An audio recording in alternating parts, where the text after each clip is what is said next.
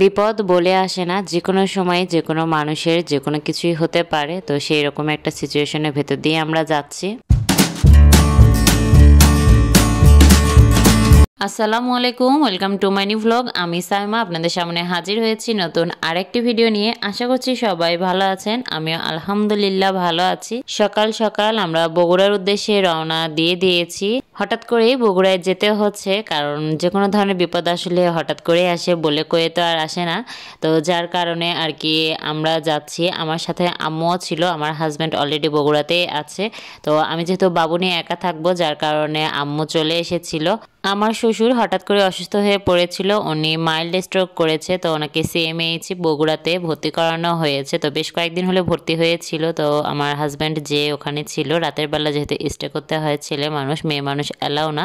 তো যার কারণে সে থাকছে বা কেউ না কেউ থাকছে, আমার দেবররা থাকছে।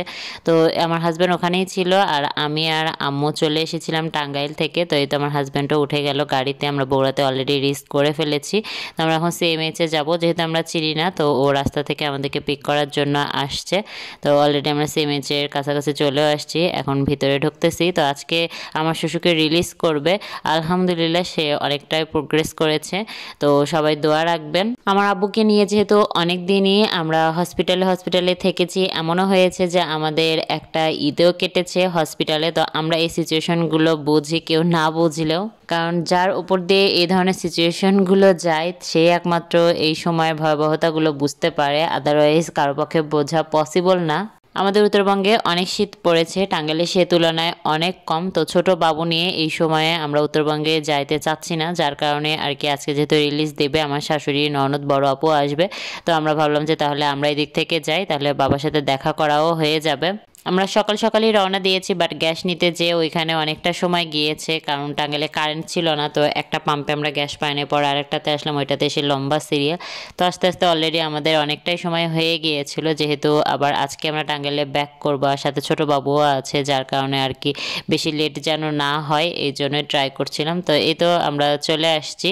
আমরা আগে এসে রিচ করেছি, আমার শাশুড়ি আর বড় আপু আসতেছে, ওনারা কিছুক্ষণের ভেতরে রিচ করবে। তো এই তো তার নাতিকে পেয়ে অবশ্যই খুশি, অনেকদিন হলে দেখতেও চাচ্ছিল। তো বাবু ঘুমিয়েই ছিল, এখন একটু জাগা হইলো। হসপিটালগুলোতে আসলে আমার কখনোই ভালো লাগে না, মানে অলওয়েজ আব্বুর কথা মনে পড়ে, কারণ এই সিচুয়েশনগুলোর ভেতর দিয়ে আমরা খুব বাজেভাবে গিয়েছি। তো আমরা জানি যে সুস্থতা আল্লাহ তাআলার কত বড় একটা নিয়ামত। আল্লাহ তাআলা কাউকে এরকম সিচুয়েশনের ভেতর দিয়ে না নিয়ে যাক। আল্লাহ তাআলা সবার বাবা মাকে নেক হায়াত দান করুক। এখানে কত কত রোগী, আর এই যেগুলো সব মেডিসিন, যেহেতু এটা সিএমএইচ, তো ভেতরে আর্মির লোকেরা ছিল, মানে সবকিছু তো ওদের দ্বারাই পরিচালনা করা হয়। তো আমরা হলেও একটু নাস্তাও করছিলাম, আমি একটু খাবার নিয়ে গিয়েছিলাম বাবার জন্য, আমার শাশুড়ি আবার রান্না করে নিয়ে এসেছিল, যেহেতু সবাই সকালবেলা না খেয়ে এসেছে, তো যেন খাওয়া দাওয়া করতে পারে। আবার পিঠাও করে নিয়ে এসেছিল।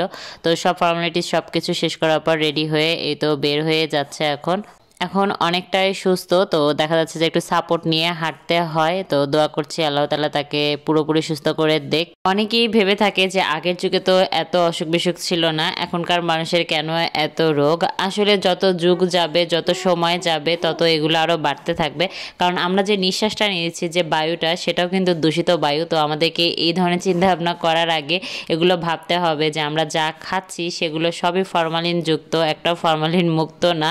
আর আগে আমরা যে নিঃশ্বাসটা নিতাম সেইটাও দূষিত বায়ুর ছিল না, বা আমরা সবজি যা খাইতাম সবই কিন্তু টাটকা ছিল বা ফরমালিন মুক্ত ছিল।